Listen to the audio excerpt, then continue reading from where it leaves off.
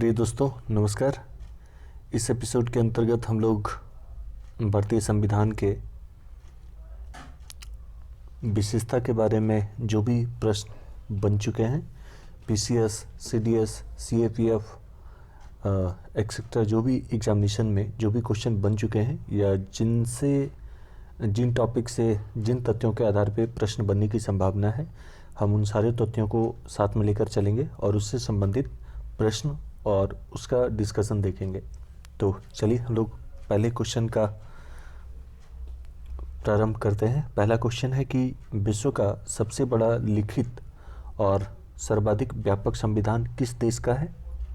तो विश्व का सबसे बड़ा लिखित और सर्वाधिक व्यापक संविधान हमारे भारत का है। और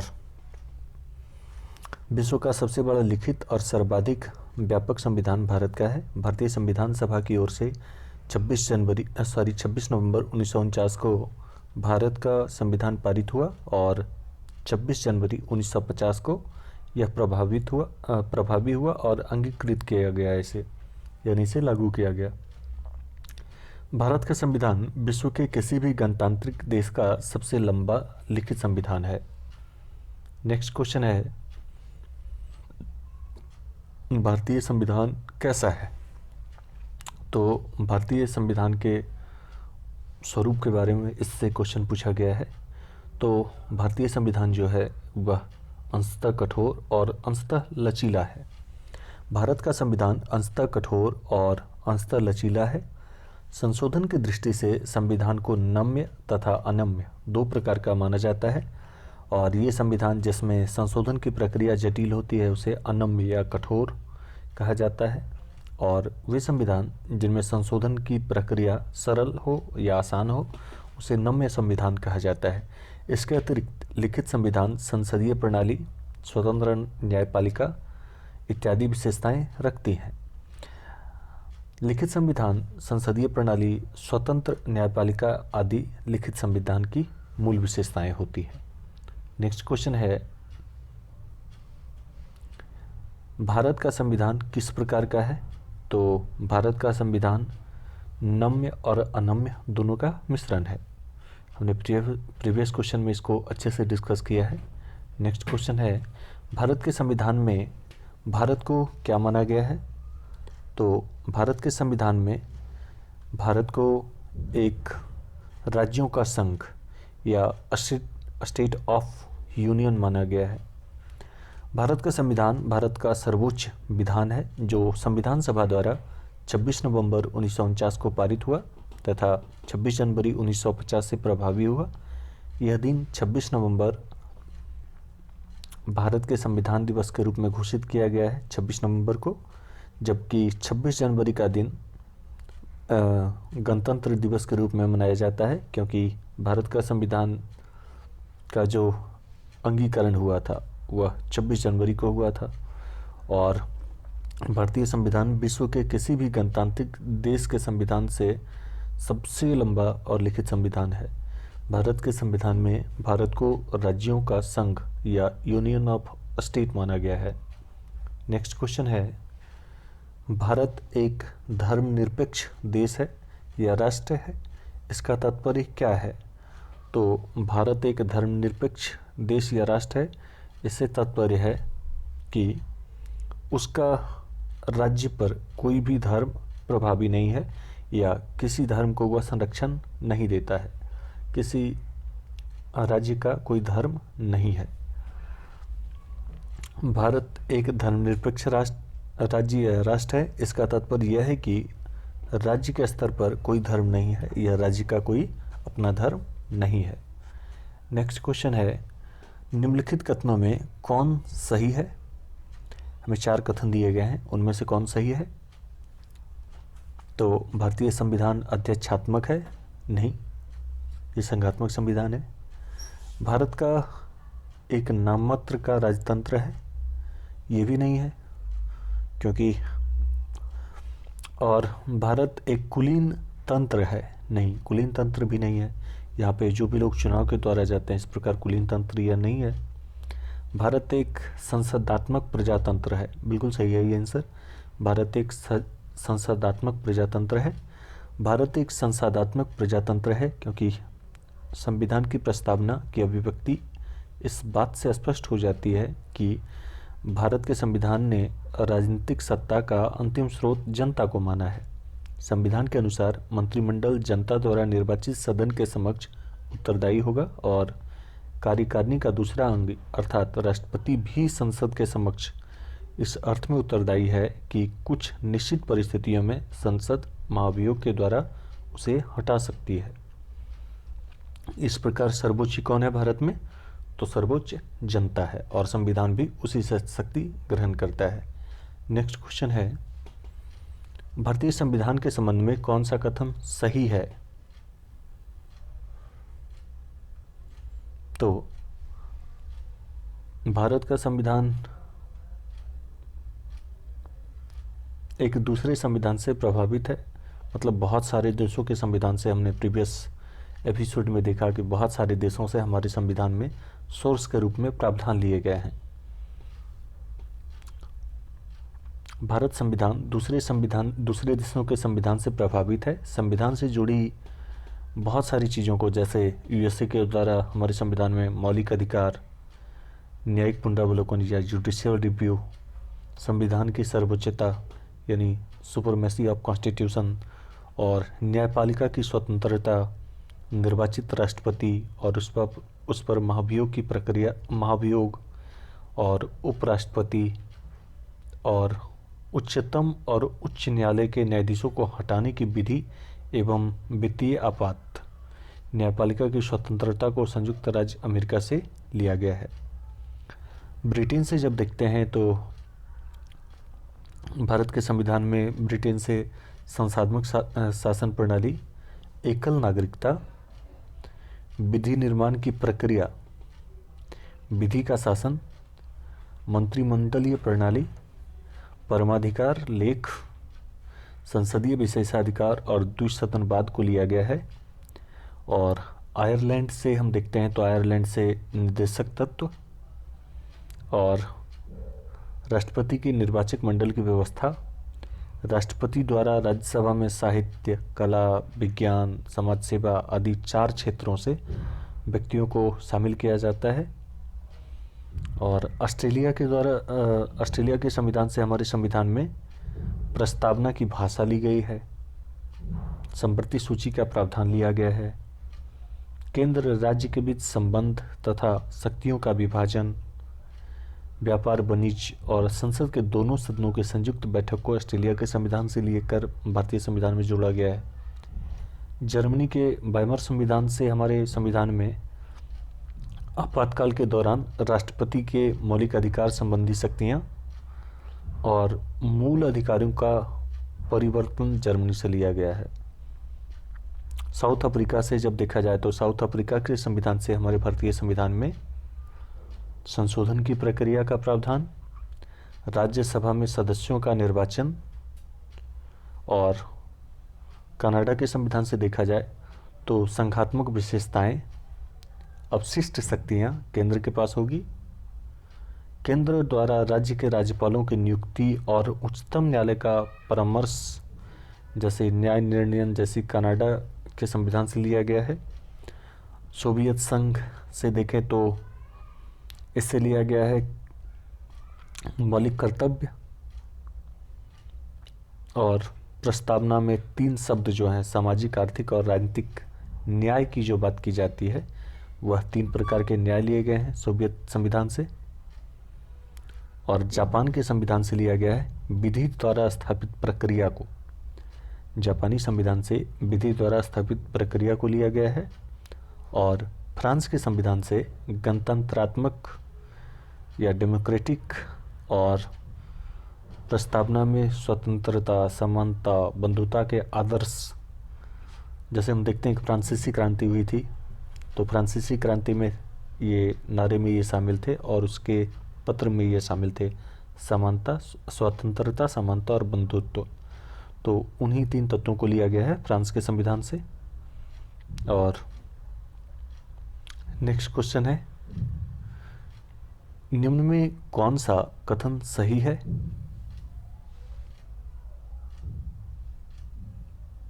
तो भारत का संविधान संसदीय पद्धति की सरकार की व्यवस्था करता है, बिल्कुल सही है। भारतीय संविधान द्वारा स्वतंत्र न्यायपालिका की स्थापना की गई है, ये भी सही है। भारतीय संविधान भारत में विधि के शासन की व्यवस्था करता है, ये सभी सही है। भारत का संविधान भारत में संसदीय पद्धति की सरकार की व्यवस्था करता है। भारतीय संविधान द्वारा स्वतंत्र न्यायपालिका की स्थापना की गई है। भारतीय संविधान भारत में विधि के शासन की व्यवस्था करता है। उपरोक्त दिए गए सभी कथन सही है। नेक्स्ट क्वेश्चन है, निम्नलिखित में कौन सा कथन सही नहीं है?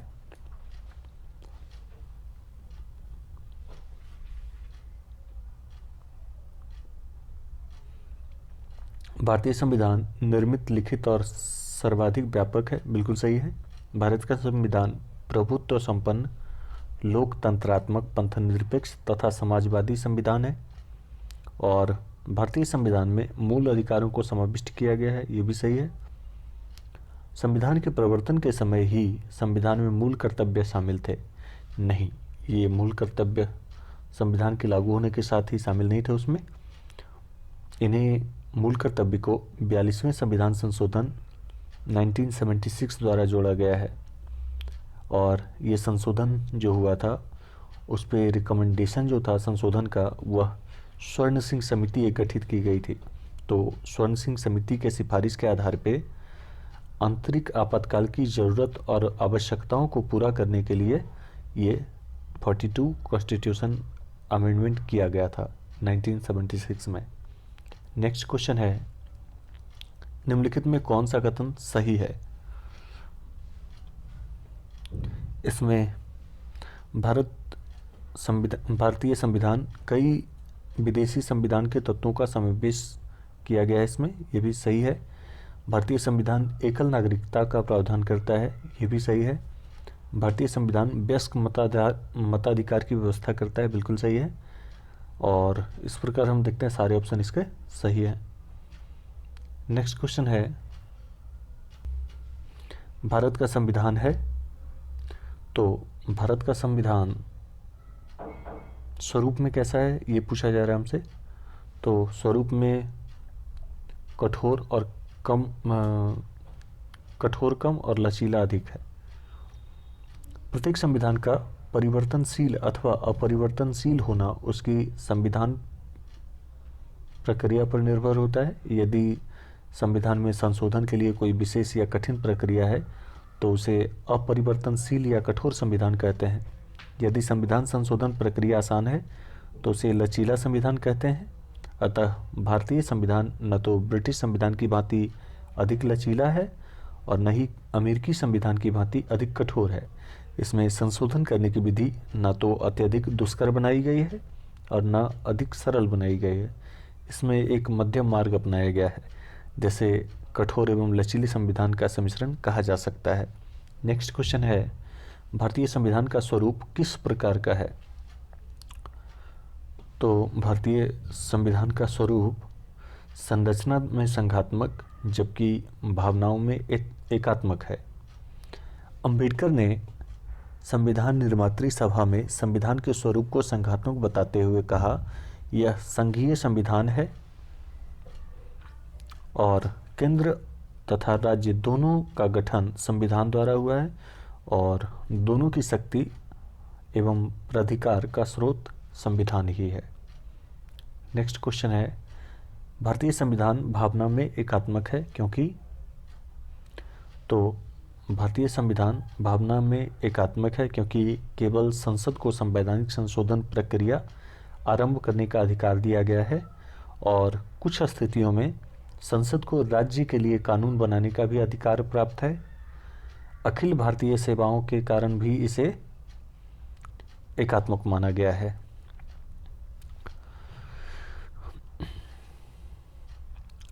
उपरोक्त सभी कथन सही है क्योंकि संविधान वेताओं ने संविधान को मुख्यतः दो वर्गों में विभाजित किया है, संघात्मक और एकात्मक संविधान। एकात्मक संविधान वह संविधान है जिसके अंतर्गत सारी शक्तियां एक ही सरकार में निहित होती है, जो प्रायः केंद्रीय सरकार होती है। इसमें प्रांतों को केंद्र सरकार के अधीन रहना पड़ता है। इसके विपरीत संघात्मक संविधान वह संविधान है जिसमें शक्तियों का केंद्र एवं राज्य दोनों में विभाजन के रूप में होता है तथा दोनों सरकारें अपने अपने क्षेत्रों में स्वतंत्र रूप से कार्य भी करती है। नेक्स्ट क्वेश्चन है, भारतीय संविधान के संदर्भ में कहा जाता है कि यह कैसा संविधान है? तो भारतीय संविधान जो है वह इसके संदर्भ में कहा जाता है कि यह एक वकीलों का स्वर्ग है। भारतीय संविधान की आलोचना करते हुए जेनिंग ने उसे वकीलों के स्वर्ग की संज्ञा दी है। भारतीय संविधान को उधारों का थैला भी कहा जाता है क्योंकि इसमें अधिकांश भाग विदेशों से लिए गए हैं। नेक्स्ट क्वेश्चन है, भारतीय संविधान पर सबसे अधिक प्रभाव किसका पड़ा है? तो भारतीय संविधान पे सबसे अधिक प्रभाव भारत सरकार अधिनियम 1935 का पड़ा है। भारत का वर्तमान संविधान का एक बहुत बड़ा अंश वर्ष 1935 के भारत शासन अधिनियम पर आधारित है। इस अधिनियम की लगभग 200 धाराएं या 200 आर्टिकल बहुत कुछ अक्षरशः यानी एज इट इज़ जो भी है बिना परिवर्तन किए संविधान में कॉपी कर लिया गया है 1935 के अधिनियम से। नेक्स्ट क्वेश्चन है, निम्नलिखित में यह किससे निर्धारित होता है कि भारत का संविधान परिसंघीय है? तो यह निर्धारित होता है केंद्र एवं राज्य के बीच शक्तियों के वितरण से। भारतीय संघ व्यवस्था पर भली भांति दृष्टिपात करने से या देखने से जो तथ्य सामने आता है उससे हमें पता चलता है कि हमारे संविधान का स्वरूप संघात्मक है लेकिन उसकी आत्मा एकात्मक है। दूसरे शब्दों में जहाँ तक एक तरफा संघात्मक व्यवस्था अपनाने पर भी हमारे संविधान का झुकाव एकात्मक व्यवस्था की ओर अधिक है, वहीं दूसरी तरफ केंद्र और राज्यों के बीच शक्तियों के वितरण से स्पष्ट होता है कि भारत का संविधान परिसंघीय है। नेक्स्ट क्वेश्चन है, भारत में प्रजातंत्र इस तथ्य पर आधारित है कि तो भारतीय प्रजातंत्र कैसा है? क्योंकि जनता से सरकारों को चुनने और बदलने का अधिकार प्राप्त है। यहाँ की जनता को सरकार को चुनने और उन्हें बदलने का भी अधिकार प्राप्त है। प्रजातंत्र का अर्थ है जनता का, जनता के लिए, जनता की सरकार या शासन, अर्थात लोगों को सरकार चुनने और बदलने का अधिकार होता है। भारत में भी प्रजातंत्र का यही आशय है और जनता के लिए, जनता के द्वारा शासन, ये कहा था अमेरिकी राष्ट्रपति ने, अब्राहम लिंकन ने, जिसे हमारे संविधान में उसके भाव को स्पष्ट रूप से अपनाया गया है और हमारे भारत में भी लोकतंत्र का ही रूप अपनाया गया है जिसे कहा जाता है कि जनता का, जनता के लिए, जनता की शासन। नेक्स्ट क्वेश्चन है, भारतीय संविधान में है क्या है? तो भारतीय संविधान में अभी कितने आर्टिकल हैं वर्तमान में? तो अभी 400 से ज़्यादा आर्टिकल है। 26 नवंबर 1949 को जब संविधान बनकर तैयार हुआ तब इसमें लगभग 395 आर्टिकल, 22 भाग और 8 अनुसूचियाँ थी, लेकिन समय की आवश्यकता के अनुसार इसमें समय समय पर बदलाव किए गए जिससे वर्तमान में लगभग 448 आर्टिकल, 25 भाग और 12 अनुसूचियाँ संविधान में शामिल है। नेक्स्ट क्वेश्चन है, भारत में किस प्रकार की शासन व्यवस्था अपनाई गई है? तो भारत में ब्रिटिश संसाधनक प्रणाली अपनाई गई है। भारत में ब्रिटिश संसाधनक प्रणाली की व्यवस्था की गई है, ये अपनाई गई है। ब्रिटेन की इस शासन प्रणाली को अक्सर संसदीय प्रणाली या वेस्टमिंस्टर प्रणाली भी कहा जाता है। इस प्रकार इस प्रणाली में किसी भी संविधान या संसदीय विधान द्वारा एक ही दिन में स्थापित नहीं की गई है, बल्कि सैकड़ों वर्षों की अवधि पर क्रमशः विकसित हुई है। अतः ब्रिटिश संसद को अक्साह या संसदों की जननी या संसदों की जननी भी कहा जाता है इसे। नेक्स्ट क्वेश्चन है, भारतीय राजनीतिक व्यवस्था में इनमें से कौन सर्वोच्च है?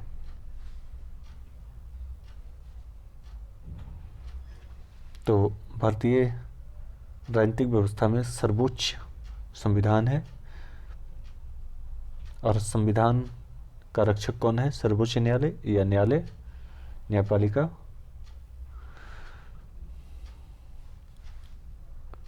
नेक्स्ट क्वेश्चन है,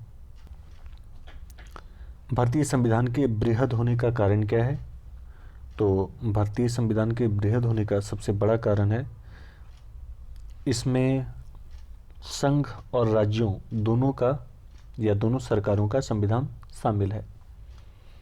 भारतीय संविधान के बृहद होने का कारण है कि इसमें संघ तथा राज्य दोनों सरकारों के संविधान शामिल है। नेक्स्ट क्वेश्चन है, भारतीय संविधान का अभिभावक कौन है? तो भारतीय संविधान का अभिभावक या इसे रक्षक कहा जा सकता है, यह सर्वोच्च न्यायालय है।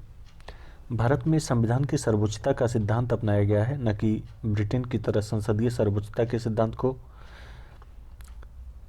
अतः संसद असीमित शक्ति का प्रयोग नहीं करती, संसद अपनी शक्ति संविधान से ही प्राप्त करती है।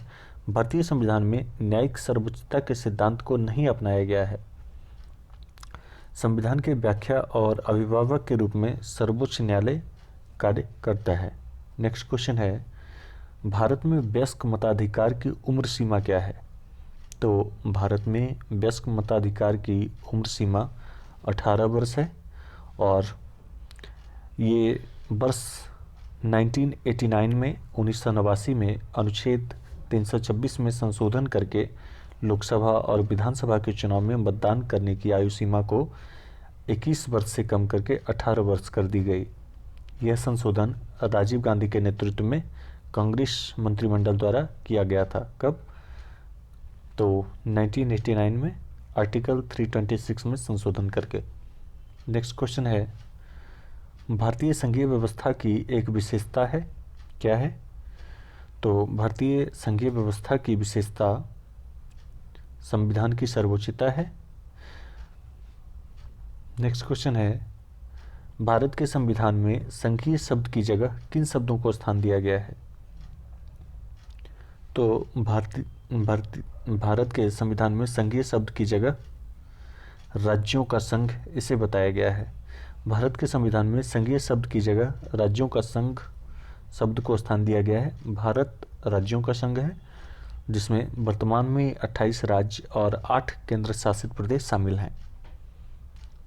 नेक्स्ट क्वेश्चन है, भारतीय संविधान में कितनी सूचियां है?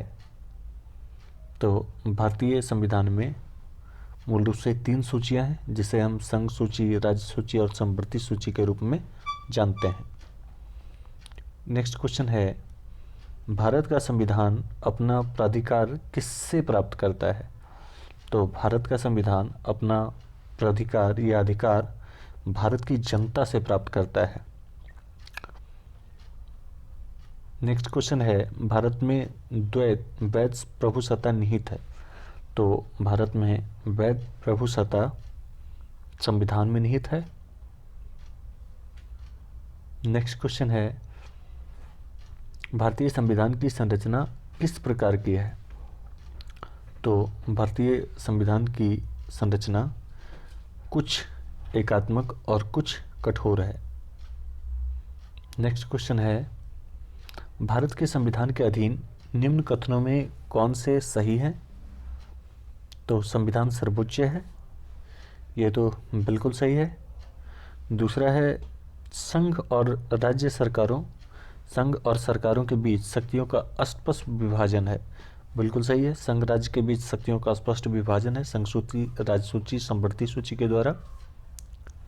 संविधान के संशोधनों के लिए विविध प्रक्रिया का अनुसरण करना होता है, ये भी सही है कि संविधान के संशोधन के लिए जो विधिवत प्रक्रिया दिया गया संविधान में, उसका अनुकरण करना होता है, उसी के अकॉर्डिंग करना होता है।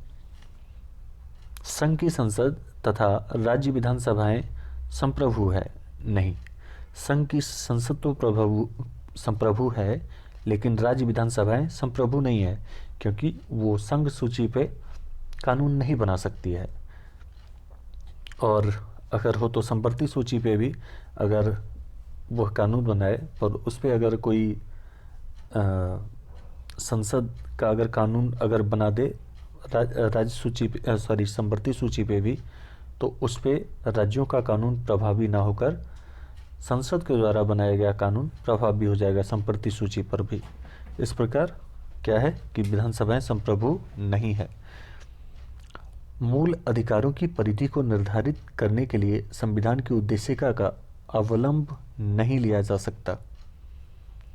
ये भी सही नहीं है, क्योंकि मूल अधिकार की परिधि को निर्धारित करने के लिए उद्देशिका का आधार लिया जाता है।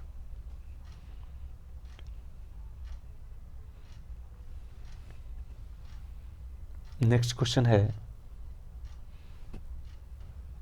लिखित संविधान की अवधारणा ने सर्वप्रथम कहाँ जन्म लिया? तो लिखित संविधान की अवधारणा सर्वप्रथम फ्रांस में जन्म ली, और लिखित संविधान की अवधारणा ने सर्वप्रथम फ्रांस में लगभग 1761 में जन्म लिया, जब 17 सितंबर 1787 में यूएसए का संविधान तैयार हुआ, जो विश्व का सर्वप्रथम लिखित संविधान है। नेपोलियन बोनापार्ट ने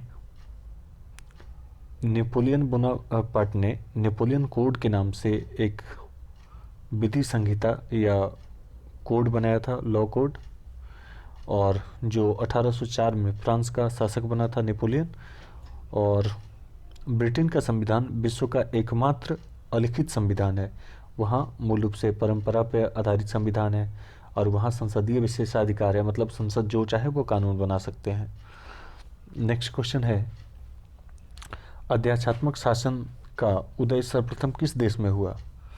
तो अध्यात्मात्मक शासन का सर्वप्रथम उदय संयुक्त राज्य अमेरिका में हुआ। अध्यात्मात्मक शासन व्यवस्था का उदय सर्वप्रथम संयुक्त राज्य अमेरिका में हुआ। इस शासन प्रणाली में प्रमुख कार्यकारी राष्ट्रपति राज्य का वास्तविक अध्यक्ष होता है। वह लोगों द्वारा प्रत्यक्ष या अप्रत्यक्ष रूप से निश्चित अवधि के लिए चुना जाता है तथा वह विधायिका के प्रति उत्तरदायी नहीं होता है, किंतु महाभियोग के द्वारा उसे पद से हटाया जा सकता है। यह व्यवस्था संयुक्त राज्य अमेरिका के अलावा Brazil, Argentina, Chile, Mexico, Philippines, दक्षिण कोरिया आदि देशों में भी विद्यमान है।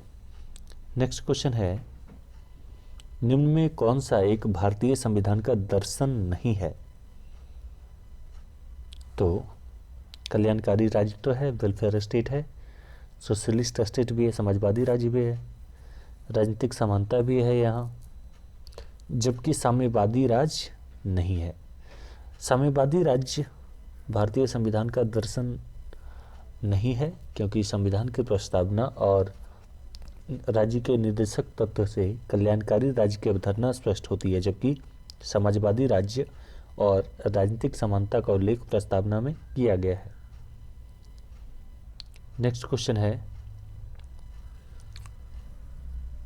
कथन ए भारतीय संविधान अर्थसंघात्मक है, और इसका कारण दिया गया है भारतीय संविधान न तो संघात्मक है और न ही एकात्मक है। तो इसमें कथन और कारक है, हमें देखना है। भारतीय संविधान न तो संघात्मक है और न ही एकात्मक है। इसमें सही आंसर जो हो जाएगा, ए आर दोनों सही है और आर एक ही सही व्याख्या करता है। भारतीय संविधान अर्ध संघात्मक है। भारतीय संविधान न तो संघात्मक है और न ही एकात्मक है। विश्व के समस्त संविधान दो भागों में बांटे जाते हैं, संघात्मक और एकात्मक के रूप में। संघात्मक संविधान के आवश्यक लक्षण जैसे लिखित संविधान होना चाहिए, संविधान की सर्वोच्चता हो, संघ तथा राज्यों के बीच शक्तियों का विभाजन हो, संविधान की अपरिवर्तनशीलता हो और स्वतंत्र न्यायपालिका हो, केंद्र तथा राज्यों में पृथक सरकारें हो। यद्यपि संघात्मक के सभी आवश्यक तत्व भारतीय संविधान में मौजूद हैं, किंतु कुछ विशेष परिस्थितियों में भारतीय संविधान एकात्मक का रूप ले लेता है। जब हम देखते हैं कि आपातकालीन परिस्थिति में राज्यपालों की नियुक्ति की जाती है, आपातकालीन परिस्थिति में हम देखते हैं या राज्यपालों की नियुक्ति में देखते हैं, नए राज्यों का निर्माण की बात की जाए तब भी देखते हैं, राज्य सूची के विषय में संसद द्वारा विधि बनाने पर भी और राज्य विधानमंडल द्वारा पारित कुछ विधेयकों को राष्ट्रपति की अनुमति के लिए जब रोक कर रखा जाता है, उसमें भी देखा जाता है कि एकात्मक हो जाता है। अखिल भारतीय सेवाओं के माध्यम से राज्यों पर नियंत्रण रखने का प्रयास किया जाता है, ये भी एकात्मक लक्षण को दर्शाता है। और एकीकृत न्यायपालिका है, ये भी एकात्मक लक्षण को बताता है। नेक्स्ट क्वेश्चन है, इनमें कौन सा भारतीय संघीय व्यवस्था में एकात्मक तत्व है?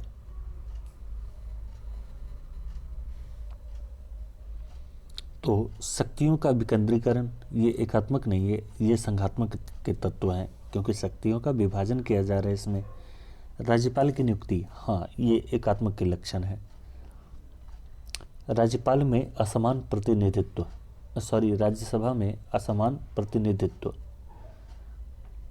ये भी एकात्मक के तत्व हैं। न्यायिक पुनरावलोकन या जुडिशियल रिव्यू, ये नहीं है। इस पे तो जुडिशियल रिव्यू के थ्रू हम किसी भी चीज़ को चैलेंज करती है, जुडिशियल रिव्यू के तहत न्यायपालिका अपने किसी भी निर्णय को देखती है, और ये नहीं है। अखिल भारतीय सेवाएं, हाँ, ये है एकात्मक के लक्षण, अखिल भारतीय सेवाएं, क्योंकि इसमें संघ सरकार द्वारा ही अखिल भारतीय सेवाओं में जो अधिकारी होते हैं उनका क्या किया जाता है, चयन किया जाता है, और उन्हीं के एजेंट के रूप में इन्हें जाना जाता है। द्विसदनात्मक व्यवस्थापिका, ये भी है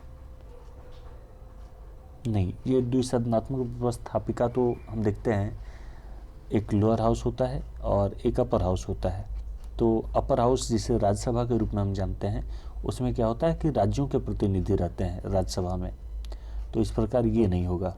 2, 3 और 5 हो जाएगा हमारा।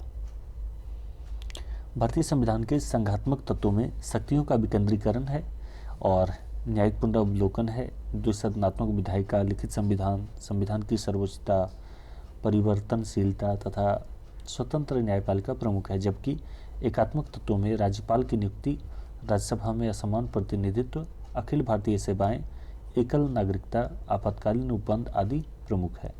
नेक्स्ट क्वेश्चन है, भारत की में राजनीतिक व्यवस्था के मूलभूत लक्षण हैं। तो भारत के राजनीतिक व्यवस्था में मूलभूत लक्षण क्या हैं? तो यह एक लोकतांत्रिक गणतंत्र है, बिल्कुल सही है।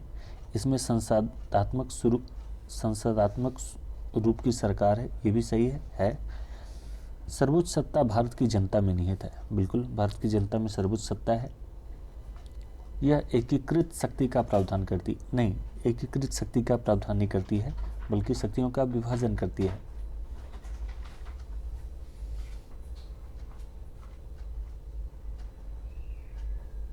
नेक्स्ट क्वेश्चन है, निम्नलिखित में कौन सी विशेषता भारतीय संघ और अमेरिकी संघ दोनों में साझी है? तो एकल नागरिकता भारतीय संविधान की विशेषता है। दोहरी नागरिकता ये अमेरिकी संविधान में, लेकिन भारत में नहीं है। संविधान में 3 सूचियाँ नहीं, ये भी नहीं है। जबकि संविधान की व्याख्या के लिए संघीय उच्चतम न्यायालय, हाँ, ये सही हो जाएगा। संविधान की व्याख्या के लिए संघीय उच्चतम न्यायालय भारतीय संघ और अमेरिकी संघ दोनों में समान है। नेक्स्ट क्वेश्चन है, निम्न में कौन भारतीय राज्य व्यवस्था में सर्वोच्च है? तो भारतीय राज्य व्यवस्था में सर्वोच्च कौन है? संसद है या धर्म है या संविधान है या सर्वोच्च न्यायालय है? तो सबसे सर्वोच्च जो देखा जाए संविधान है, और संविधान के रक्षक के रूप में या संरक्षक के रूप में हम सर्वोच्च न्यायालय को जानते हैं। नेक्स्ट क्वेश्चन है, भारतीय संविधान का आप किस प्रकार वर्णन करेंगे? तो भारतीय संविधान का वर्णन जो किया जाता है, यह किया जाता है कि विश्व के सबसे विस्तृत लिखित संविधानों में से एक है। नेक्स्ट क्वेश्चन है, भारत का संविधान मान्यता प्रदान करता है, क्या मान्यता प्रदान करता है? तो यहाँ पे धार्मिक और भाषाई अल्पसंख्यकों को यह मान्यता देता है कि ये अल्पसंख्यक है, धार्मिक तौर पे और भाषाई तौर पे। भारत का संविधान धार्मिक एवं भाषाई अल्पसंख्यकों को अनुच्छेद 30 या आर्टिकल 30 के द्वारा मान्यता प्रदान करता है। कि ये अल्पसंख्यक हैं। इस प्रकार ये एपिसोड हमारा यहाँ पे कंप्लीट होता है। आपको अगर इसके बारे में कुछ सुझाव देना हो या आपको अगर अच्छा लगा हो तो हमें अवश्य बताएं इस एपिसोड के बारे में। धन्यवाद।